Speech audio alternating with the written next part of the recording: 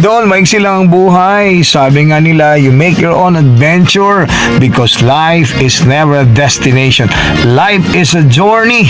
Habang tayo'y nabubuhay dito sa mundong ibabaw, mga idol, balansuhin natin ang buhay natin, spiritual, family life, mga obligasyon. Kasi pag wala na ho tayo, memories na lang ang maiiwan natin. Sana po maalala ko ng mga anak ko. I love you all and be blessed everyone. Woo! In your eyes.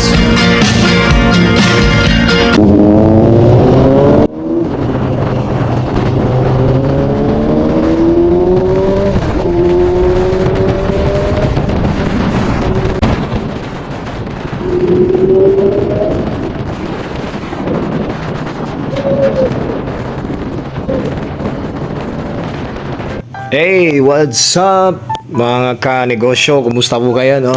Tayo po'y nagbabalik sa kakaibang vlog this time. Sinasabi nga natin, idol, basta paring nails, just like anything under the sun. Ngayon, idol, sa nakikita nyo, sa pinapakita ko sa inyo, sing kulay, sing tunog. Ang tanong, masama ba? Hindi naman siguro, idol. Sing kulay, sing tunog, pero magkakaiba ang presyo. Ikaw ba? Napag-isipan mo ba ang anong iniisip ko? Pakinggan mo hanggang sa dulo ng video kung ano yung mga produkto na sing tunog, sing kulay at mas mura.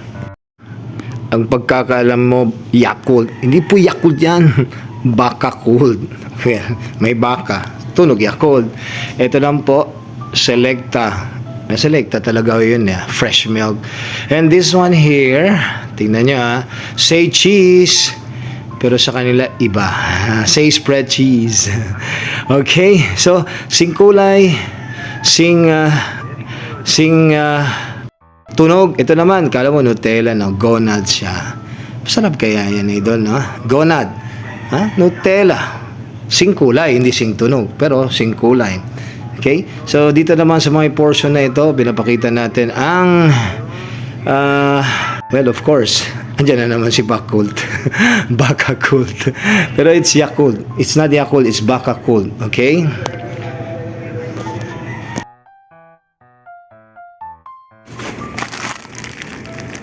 Okay, it's Lucky Me. Saan yung si Tasty Me? May Lucky Me, meron din pong Tasty Me.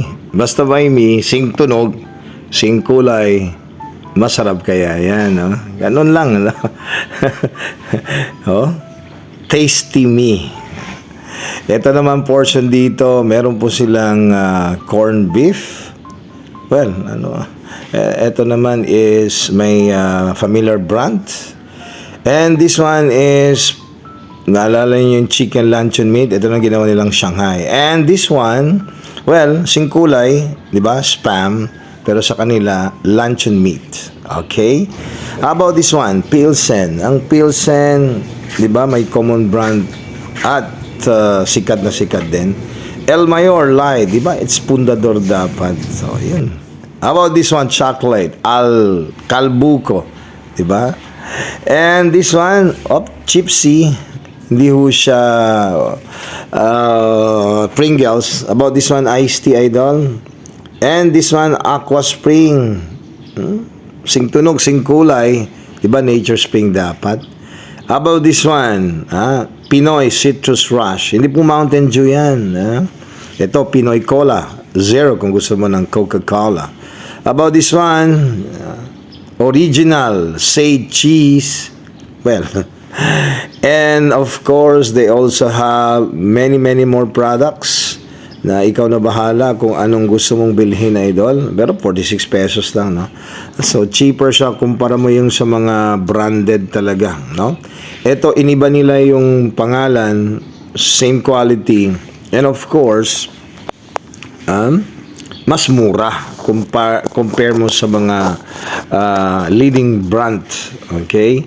So, pinapakita natin ulit sa iyo, itong noodles naman, Pancit Canton po ito, no? Tasty Me. Ayun. And a lot more. Ito naman, Of course, ano bang pamilyar na brand ito na corned beef, idol? Pwede mo sabihin Argentina. Ayun, sa kanila, Wagyu. Okay? Of course, Shanghai. Sinabi na natin ho kanina ng Shanghai yan. And ito naman ulit, ang luncheon meat na dapat sana ito spam. Okay? And of course, yung canned beer na Pilsen. And ito yung pinaka-favorite ko, El Mayor Light. Diba dapat is Fundador. Chocolate. Cadbury na King Calbuco. Chipsy. Okay. And iced tea. Naging tinanggal nila yung original name. Hindi po tinanggal. Ni-rebrand nila. No? 83 pesos na po yung Aqua Spring. Di ba? It's Nature Spring dapat. Baka gusto mo rin subukan itong Pinoy Mountain Dew nila, no? So, singkulay. But this one naman is purely Coca-Cola products. Meron din ho silang branded, same kulay, same tunog, the original one. Hindi ho natin sinasabi na clone po ito. Pero ganito ho talaga yung kanilang marketing strategy, no? So, it's a boom. No? The Royal True Orange, Pinoy Fave. Ayan. So, how about this one? Premium Leg Hair. So, I don't know kung ano yan. Ito yung mga canned soft drinks sila. And of course, ang Baka Cool naman, compare mo sa Yakult, it's more bigger. Yun. Hindi ko pa nasubukan ng yung lasa, ito. But I think patok naman ito sa mga bata. Okay?